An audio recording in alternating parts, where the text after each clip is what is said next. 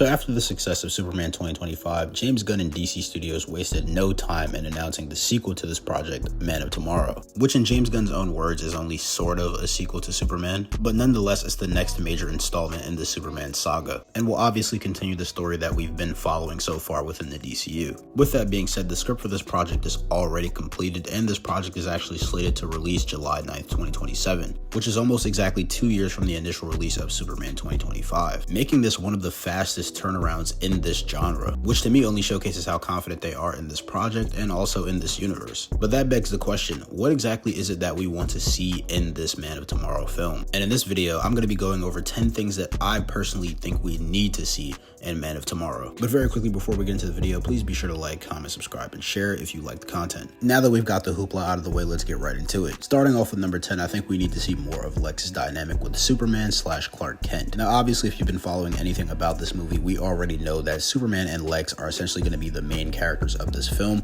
with them essentially teaming up to face a much larger threat, meaning that it's a given that we get more of Lex and Superman's dynamic, which is partially why I have this at number 10 in the first place. Even so, I think with the amazing dynamic that they established in Superman 2025, a lot of us are really excited to dive right back into this relationship and further explore the mindset of Lex Luthor in relation to Superman. In fact, I'm really hoping that we get a scene very similar to what happens in All-Star Superman, in which Clark Kent, as his reporter self, actually interviews Lex Luthor while he's in prison. And through this, Superman is able to dive deeper into the mind of Lex Luthor without Lex Luthor actually knowing that that's Superman who's doing it. On top of that, I'm really curious to see how well Superman and Lex work together as a team, because again, like I said, we know that they're going to be teaming up to face a much bigger threat, and I'm curious again to just see how that plays out on the screen. Moving on to number 9, and I'm pretty sure this is something that everyone wants, and that is to see Brainiac as the villain. It is about time for Brainiac to get his flowers in live action. Brainiac is without a doubt a top 5 Superman rogue, and the fact that we haven't gotten him in live action yet is honestly sad. And with this new DCU leaning into all the fantastical, whimsical, and science fiction elements of DC Comics, there's no greater time than now to adapt Brainiac into live action. Now luckily for us, it does seem like Brainiac will in fact be the villain of this movie because of the fact that he's been teased multiple times by James Gunn. For example, a while back we had him post this cryptic image of what seems to look like aliens flying, or like these little squid things in the air. Nonetheless, a lot of us just assumed that it was a tease to Brainiac's ship because those aliens in the picture do in fact look just like what Brainiac's ship could look like. On top of that, in one of the behind the scenes featurettes from the Superman movie, we actually have what looks to be a storyboard of Superman, Supergirl, and Krypto the Superdog facing off against Brainiac, which obviously didn't appear in Superman 2025 because we know that the main villain was Lex Luthor, but it could have been a tease or a glimpse into the future of what is to come to the DCU. We then have the literal description of Man of Tomorrow, which is again James Gunn saying that it's Lex and Superman teaming up to face a much bigger threat. There's only honestly a handful of characters that could be so much of a threat that Superman and Lex Luthor feel the need to team up, and Brainiac obviously easily fits that criteria, and he also just makes the most sense. And this last one is probably the clincher, but when James Gunn actually revealed that the script was completed,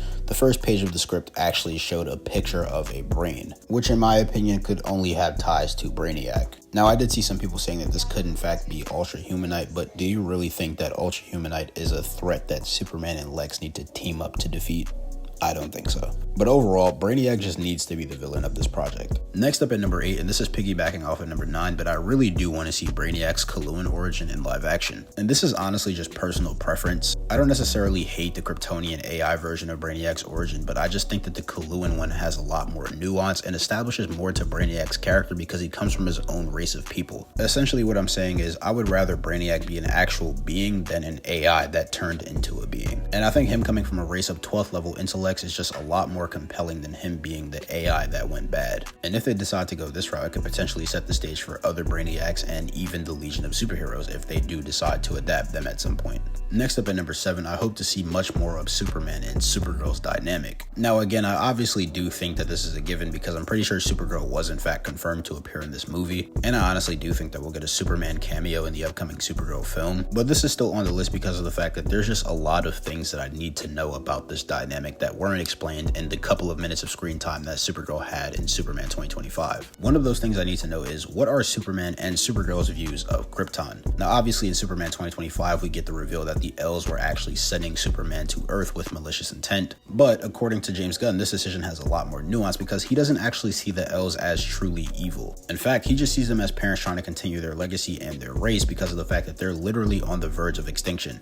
And to Kryptonians, humans aren't really a developed species. The same way we in real life view ants or bugs as inferior, they viewed us as inferior, so they sent their son there to extend their lineage. Which obviously is still like a pretty fucked up thing to do considering we know the context of the human race. But then again, like I said, I can kind of see the nuance because if put in the exact same situation, a lot of humans would do the same thing to extend the human race. With that being said, I still want to know, like, how does Kara go about comforting Superman when he finds this out? Obviously, we don't see that in Superman 2025, but what are those discussions like? Because I'm assuming that Kara is obviously more fond of Krypton than Superman is at this point in time, considering she basically grew up there. And like James Gunn kind of already alluded to, not all Kryptonians are going to be the same in the DCU. So I'm very curious to see how that plays out, and I'd also like to know how Superman and Supergirl met in this universe. I'd like to know when she first landed on Earth. I'd also like to know how her first interaction with Superman was like, and I'd like to know when she started acting as Supergirl. Now granted, these are probably all things that will get answered in the Supergirl movie, but if they're not answered in that movie, I definitely want to see it in Man of Tomorrow, but I still hope that they're answered in Supergirl because that would be kind of weird. Moving on to number 6, I hope that Superman and a lot of the other characters that we saw in Superman 1 get new suits. Now firstly, let me clarify, I won't necessarily be disappointed if, for example, the Justice Gang show up in the same uniforms because they're still a part of the Justice Gang, so them not changing their suit kind of makes sense to me. Even though I'm not the biggest fan of the design of Guy Gardner and Hawkgirl, I still would understand if they kept those designs because it makes sense for the story. But Superman, in my opinion, needs a new suit. And this isn't even because I dislike his original suit. I actually think that the suit that he wore in 2025 was an 8 out of 10. In fact, the only flaws that I saw with the suit personally were the collar, because I really hate the collar on the New 52 suit, and that's obviously where they got it from, and also the unnecessary lines, which is also from the New 52 suit that I also don't like. But other than that, I think that the suit really looks good. I think the trunks work great. I think that the colors are nice and vibrant. I also don't mind the baggier fit, even though I could understand why some people didn't like it. And personally, I honestly think that it's more of an eyesore because of the material that they chose to make the suit out of. But nonetheless, the main reason why I think Superman should get a new suit is because I don't want fans to go into this movie already divided on what Superman is wearing like we did with this one. And I also think that narratively, it makes sense for Superman to get a new suit. Reason being that in this movie, we obviously find out that Superman's parents are quote unquote evil. This changes Superman's viewpoint on his family and history so much so that at the end of the movie, he embraces his Earth parents even more. And personally, I think that this is the perfect opportunity, James Gunn, if you're watching this video, feel free to steal this idea, to give Superman the classic suit that is made by his mother. Because not only does he have a reason to actually abandon his Kryptonian suit, but he also has a reason to have a human S on his chest instead of like poor writing just saying that that's the Kryptonian symbol of hope, when it's just like very obviously an Earth S. But overall, I think that this would be a really good idea because of the fact that you could explain it by Superman not totally abandoning his Kryptonian heritage, but choosing to just embrace more of his human upbringing,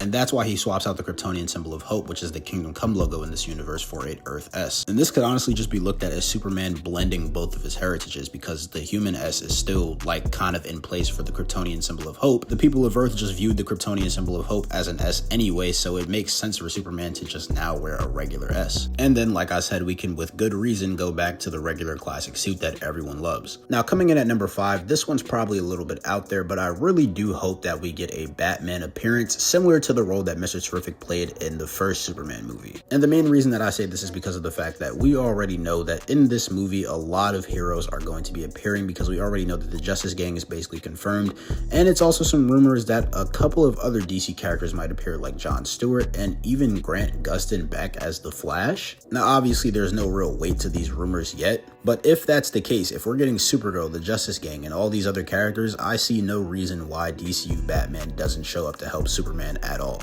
Like, to me, it would just feel really weird if Brainiac is about to like destroy Metropolis and potentially the Earth, and a bunch of other heroes are helping, but Batman's just like, nah, I'm just chilling Gotham today, I'm not gonna go over there. Especially if Superman and Batman are already friends in this universe, which I'm assuming they are. And on top of this, James Gunn has already teased that DCU Batman could show up in a project before Brave and the Bold, and obviously this could be Clayface, but the way Clayface is looking, it doesn't seem like Batman's gonna appear in that, so the next best bet in my opinion would be this movie. But then again, who knows? Moving on to number 4, if Brainiac is truly the main villain of this movie, I really hope that we get the bottle city of Kandor. And the main reason that I really want to see this is because I would love to see Superman get to interact with real living, breathing Kryptonians. And if they honestly adapt Superman liberating the city of Kandor from Brainiac's possession, I think that it would perfectly set up a new Krypton storyline for the DCU, and I think that that would be such an interesting route to take for this Superman. And this, ladies and gentlemen, brings me to number 3, and number 3 is to get more explanation of Krypton's history / the L backstory. And this is obviously a much needed thing for this Superman because of the twist that they took in Superman 2025. Again, because of how bold this decision was, I think that it has the potential to be either really good or really bad. And in my opinion, it all just depends on execution. Personally, I do hope that James Gunn sticks to Krypton being generally good, rather than them just being evil conquerors like Viltrumites. However, I think that adding nuance or making the Kryptonians morally gray just makes them a more compelling race of characters, because then they essentially become one-to-one with humans in real life. So we can get characters on Krypton that are for the most part really good people and just want to do the right thing. But then at the same time, we can get characters that are also still good people but are willing to do more harsh things in dire times like Jor-El and Lara. And then we can get the Kryptonians that are full-on evil like General Zod, who just want to dominate the galaxy and continue to spread the Kryptonian genes across the galaxy. I think that that level of nuance is a very good thing for the DCU's version of Krypton, and it's something that has happened in the comics. And this would also really help Superman get closure about his parents and what they sent him to Earth to do. He would find out that his parents weren't actually horrible people and they were just living in hard times and faced with a tough decision. And even though Superman obviously won't agree with that decision, he can still understand why they made that decision and kind of see them in a better light afterwards, which could again lead to Superman embracing Krypton once again, which is something that's very important for his character, so I don't think that we should just like annihilate it. Moving on to number 2, I hope to see more interactions with Superman and other heroes. And to clarify, I just mean more interactions with Superman and the Justice Gang, or Superman and Supergirl like I already mentioned earlier. And if Batman appears in this movie, I would love to see his interactions with Batman, obviously. And this is primarily because of the fact that it would just help to flesh out this already lived in and breathed in DC universe where heroes have already existed for a long time, and we could just continue to build on the dynamics between Superman and the other characters that we already saw introduced in the first film.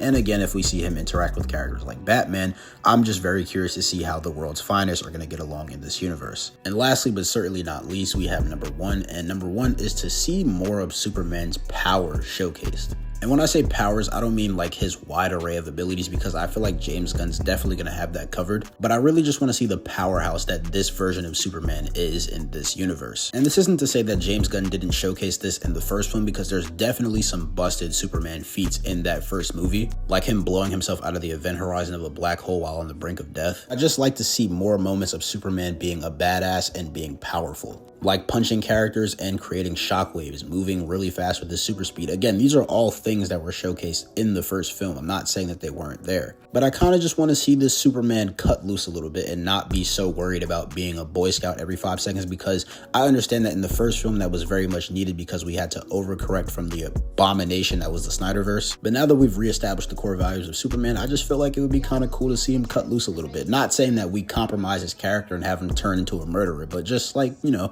it'd be nice to see him kind of just let go a little bit. But ladies and gentlemen, that is going to wrap up the 10 things that I personally would like to see in Man of Tomorrow. If you agree with the 10 things that I want to see, please leave a like, comment, and subscribe to my channel. And please be sure to stick around for more content because it will be on the way. But nonetheless, it's been K the God as always, and I'll catch you guys in the next one.